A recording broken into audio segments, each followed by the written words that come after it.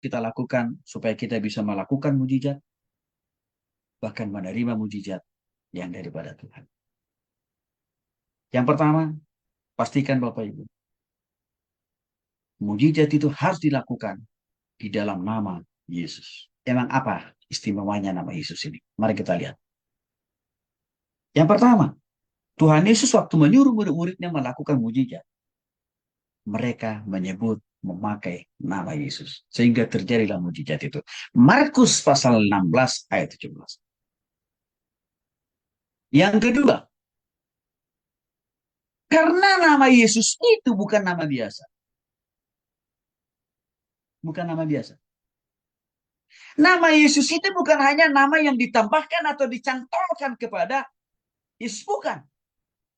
Tapi nama Yesus itu adalah nama yang berkuasa. Atas segala sesuatu yang ada di bawah kolong langit ini. Dan nama Yesus itu juga berkuasa atas setan-setan.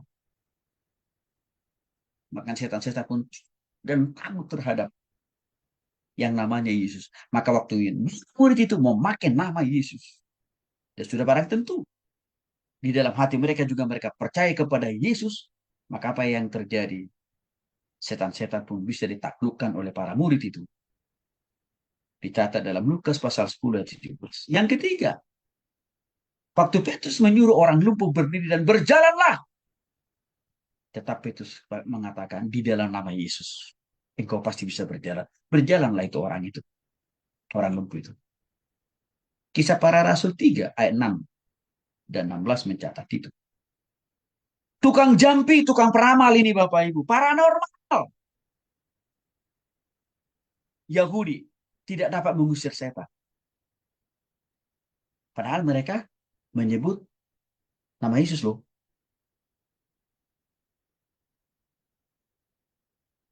Kenapa nggak bisa? Kan udah mencaplok nama Yesus. Kan gitu.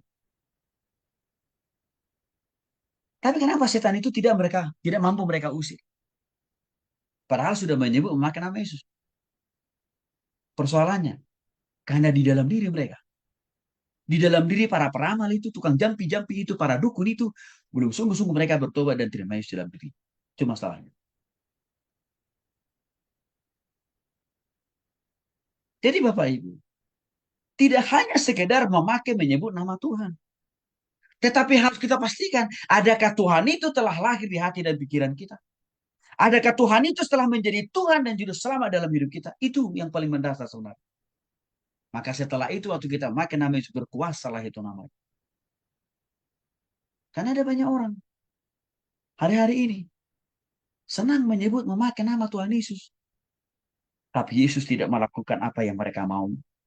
Karena Yesus tahu bahwa mereka-mereka itu belum memiliki Yesus dalam diri mereka. Artinya belum sungguh-sungguh bertobat kepada.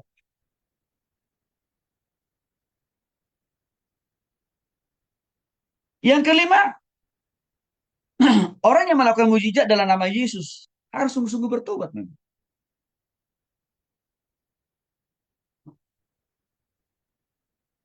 Dan lahir baru.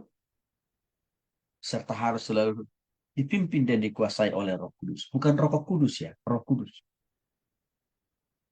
Di samping itu dia harus percaya total sama Tuhan. Barulah Tuhan pakai kita dengan luar biasa.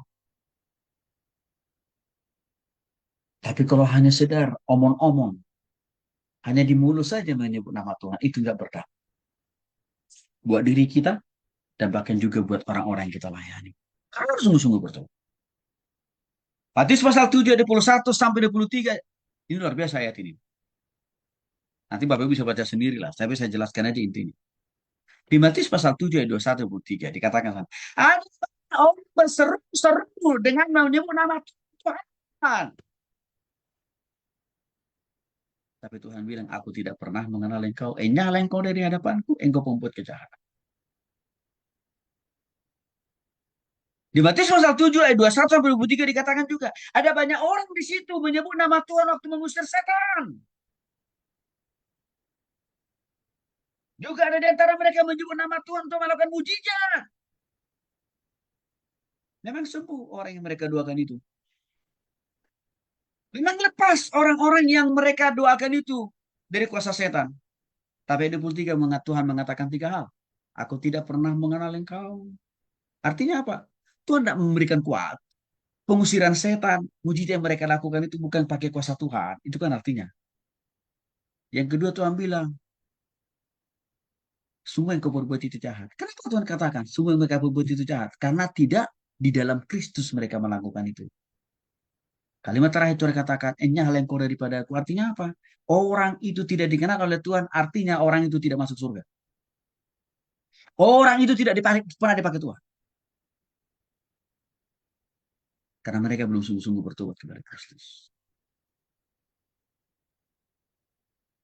Jadi, kalau orang hanya menyebut dan memakai nama Yesus, menyembuhkan orang sakit, mengusir setan, memberkati orang lain, itu sia-sia. Tuhan tidak pernah mau bekerja di dalamnya. Karena hidup orang itu belum di dalam Kristus.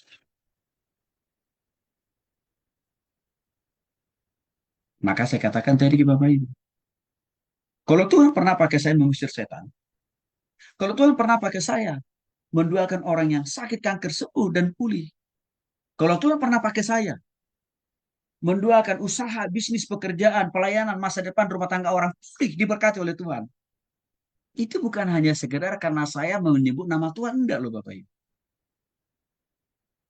Tapi memang sudah lebih dahulu saya mengambil keputusan untuk sungguh-sungguh bertobat kepada secara pribadi. Lebih daripada 30 tahun yang lalu. Maka waktu saya sebut nama itu, maka Tuhan pun berkenan menyalurkan kuasa dan mujizatnya lewat saya. Bukan hanya sekedar saya sebut nama, saya pakai nama itu enggak. Ini perlu kita pahami. Yang kedua, yang harus juga kita penuhi supaya kita bisa melakukan mujizat pakai kuasa Tuhan dan mengalami mujizat itu. Harus total bertobat. Percaya dan berubah ke arah Kristus.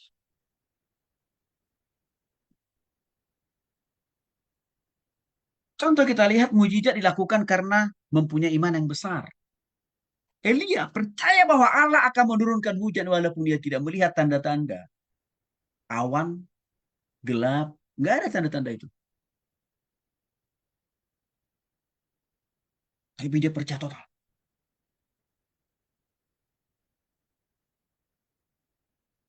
Tanpa tanda-tanda alam.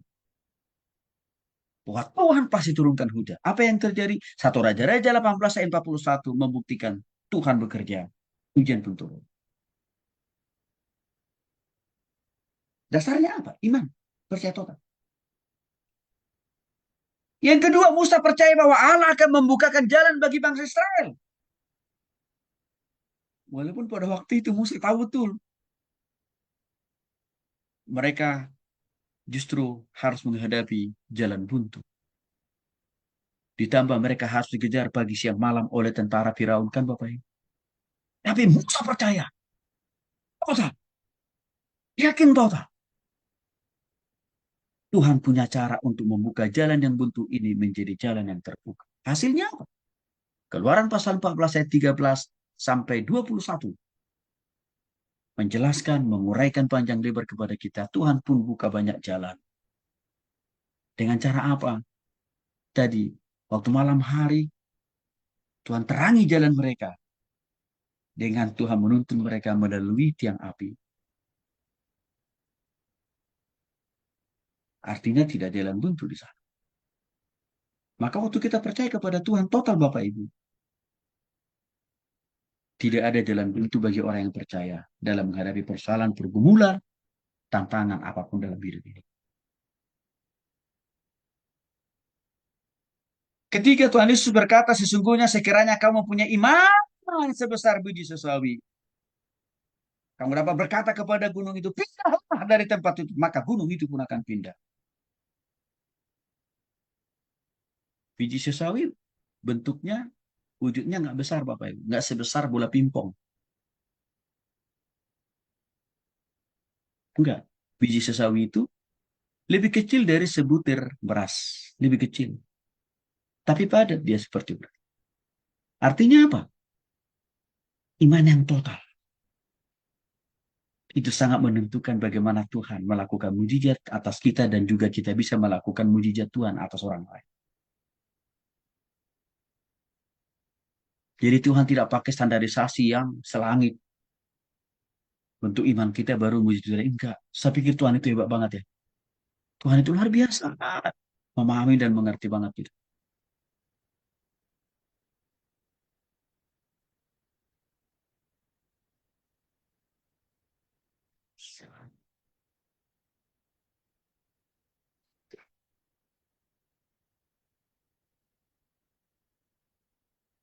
Saya sering Bapak Ibu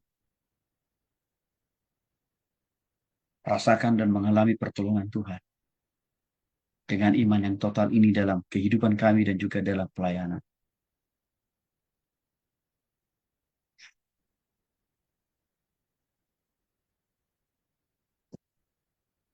Waktu anak kami yang kedua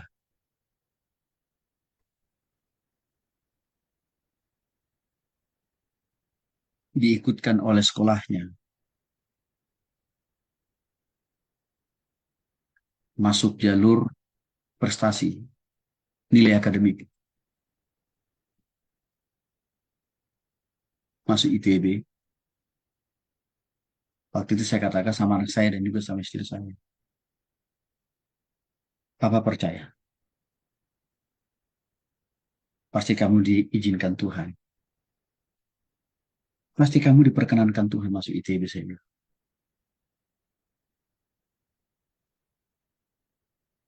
Waktu itu anak saya cerita, anak saya yang kedua ini, tapi Pak, teman-teman saya itu masih ada nilainya lebih tinggi dari saya. Tapi saya bilang,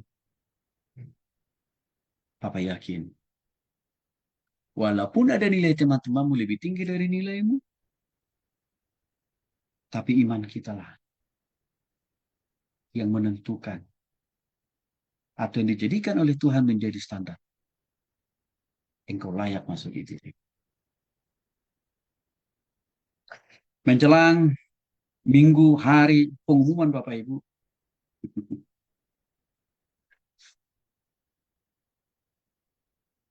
hati pikiran anak saya makin dak dikduk dia. Dia antara setengah percaya 50% kata bapaknya dan kurang percaya 50%. Tapi saya selalu katakan, percayalah. 3 hari, 1 minggu Bapak Ibu. 1 minggu sebelum pengumuman, saya kasih tahu lagi anak saya yang kedua dan juga istri saya. Papa yakin kau masuk. Itu udah saya ingatkan 1 minggu sebelum. Maka sejak minggu lalu, Papa tidak berdoa lagi supaya Tuhan tolong kau masuk ITB. Udah enggak. Tapi mulai minggu lalu doa Papa adalah terima kasih Tuhan, terima kasih Tuhan, terima kasih Tuhan. Tuhan telah putuskan, Tuhan telah tetapkan anak saya yang kedua masuk ITB. Jadi saya duanya udah berucapan syukur Bapak Ibu. Maka saya sampaikan lagi itu kepada anak saya yang kedua untuk menenangkan hati dan pikiran. Tiba hari hanya anak saya yang pertama yang lihat pengumumannya di portal ITB. Lalu dia kasih tahu ke kan, Pak, Ma, Dek, puji Tuhan. Namanya adik ada. Kata ibu, saya nggak melihat tanda-tanda alam. Saat itu enggak. Bahkan saya dapat informasi dari anak saya, nilai teman-temannya masih lebih baik, masih lebih bagus, masih lebih tinggi. Tapi saya bilang enggak. Tuhanku, imanku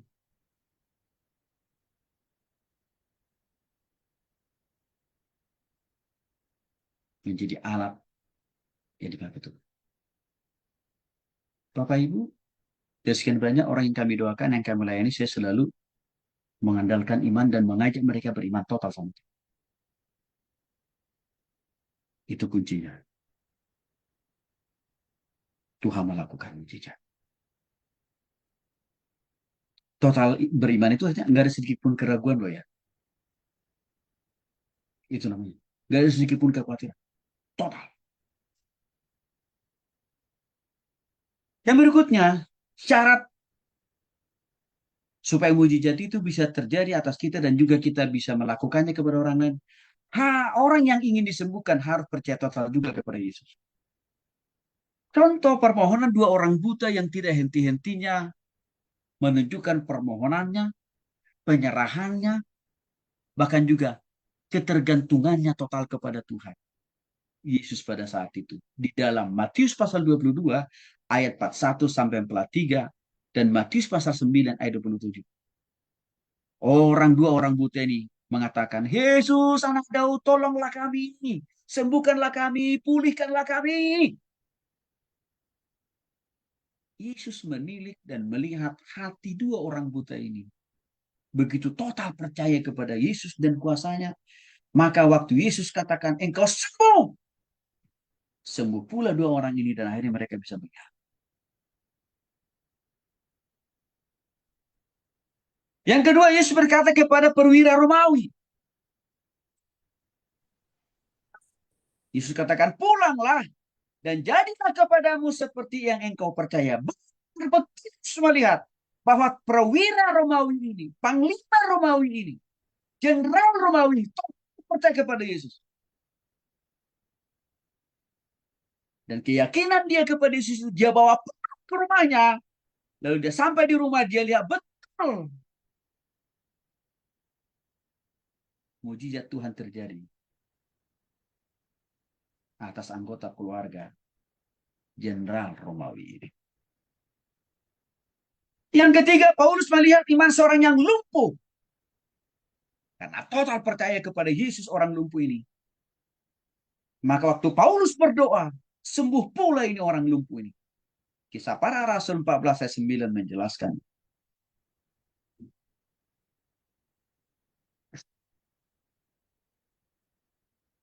Bapak yang dikasih oleh Tuhan Yesus Kristus, kita harus mengajak dan mendorong jemaat kita.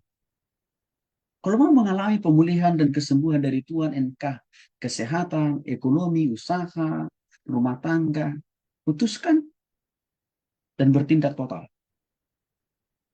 Putuskan beriman dan bertindak total, percaya, bertindak total, percaya sama Tuhan. Itu aja. Nggak ada yang lebih, nggak ada yang kurang.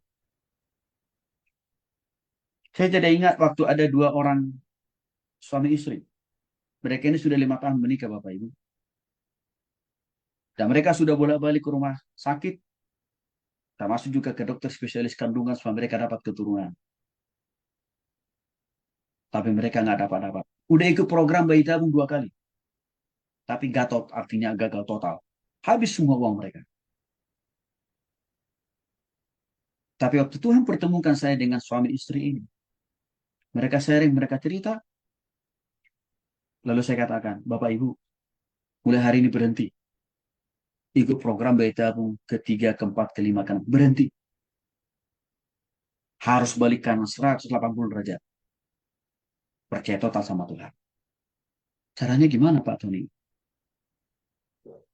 Mari Bapak Ibu. Saya tuntun Bapak Ibu berdoa untuk sungguh-sungguh percaya total kepada Tuhan. Dan menjadikan Tuhan sebagai juru selamat di dalam hati dan pikiran Bapak Ibu. Mau? Ini caranya. Ya maulah Pak Tony. Jadi Bapak Ibu saya ingatkan sekali lagi, ini saya belum jadi pendeta loh, belum. Masih penginjil biasa kok. Nah, supaya Bapak Ibu clear ya. Bukan hanya orang yang berharap pendeta yang bisa melakukan mujizat. Enggak. Semua orang bisa. Asal sungguh-sungguh kita dalam Tuhan. Singkat cerita, Bapak Ibu saya tuntun suami istri ini nih. Berdoa terima Yesus.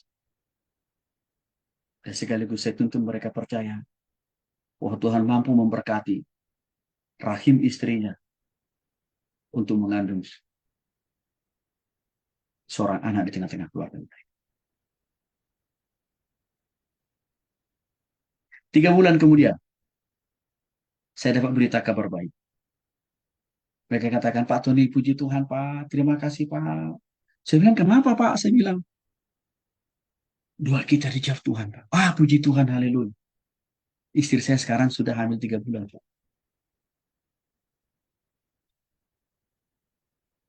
Bapak, tetaplah percaya total sama Tuhan. Di hati, pikiran, perasaan, juga dalam tindakan dan perbuatan Bapak. Maka yang lain pasti Tuhan tambah. Jadi Bapak Ibu, seringkali kadang-kadang kita itu menawarkan mujizat Tuhan kepada orang kita layani, tapi kita tidak mau menuntun orang itu lebih dahulu untuk percaya total. Itu masalah tuh. Maka ini menjadi sebab penyebab banyak orang Kristen hanya menjadi pemburu mujizat, tapi tidak mau percaya Tuhan. Apa yang terjadi? Nihil mujizat.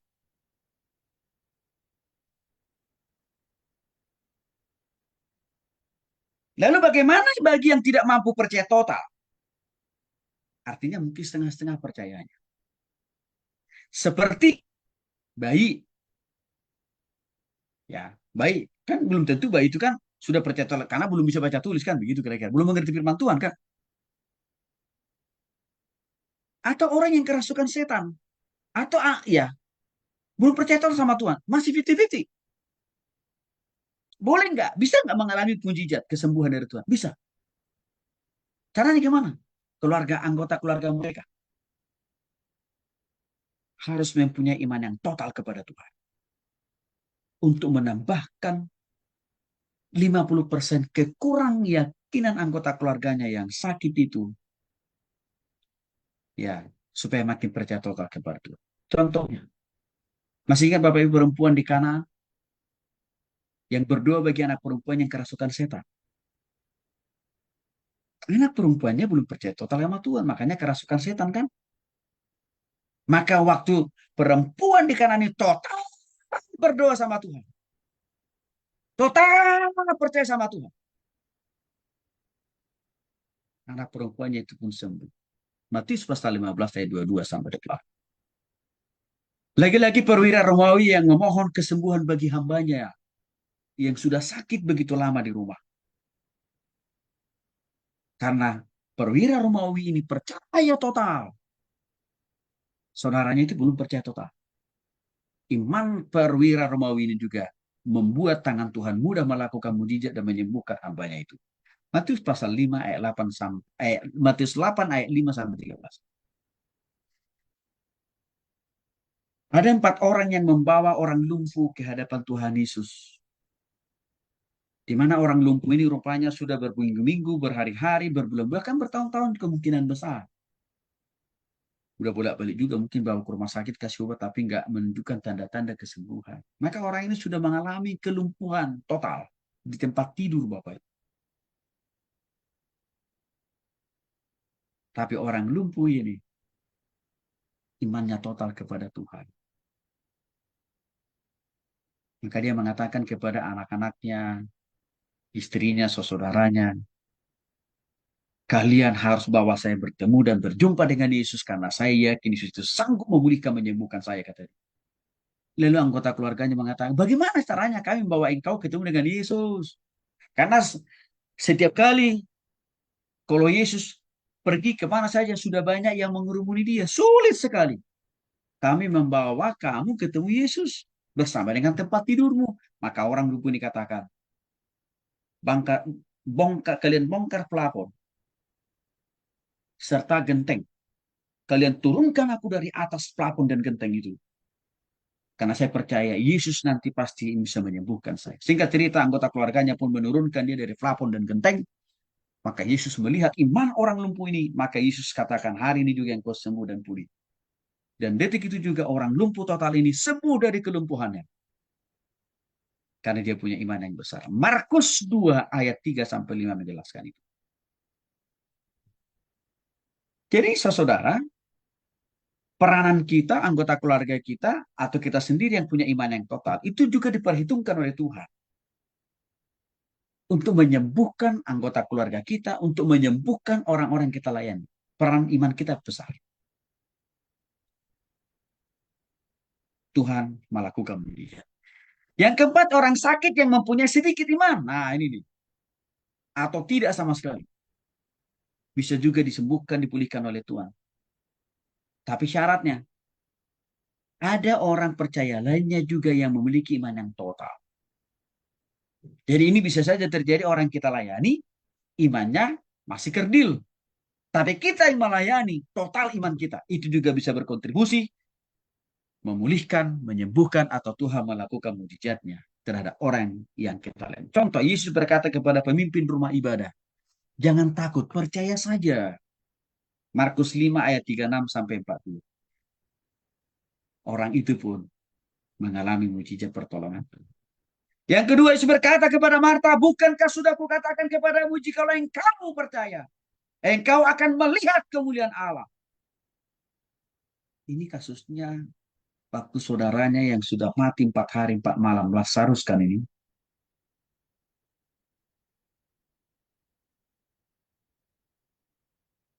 Yesus katakan, bukankah sudah kukatakan kepadamu, jikalau engkau percaya, engkau akan melihat kemuliaan Allah. Artinya saudaramu itu bisa saya hidupkan kembali, itu kira-kira sederhana. Dan akhirnya Lazarus pun disuruh Tuhan bangkit dari kubur itu bersama dengan kain kapan yang membungkusnya. Yang ketiga, Yesus berkata kepada ayah orang yang kerasukan setan, jika engkau dapat, tidak ada yang mustahil bagi orang yang percaya. Orang yang kerasukan setan ini tentunya imannya belum total, masih kecil. Tetapi bapaknya memiliki iman yang total. Itu berkontribusi atau memudahkan tangan Tuhan untuk melakukan mujizat sehingga orang kerasukan setan itu pun sembuh dari keterikatan setan.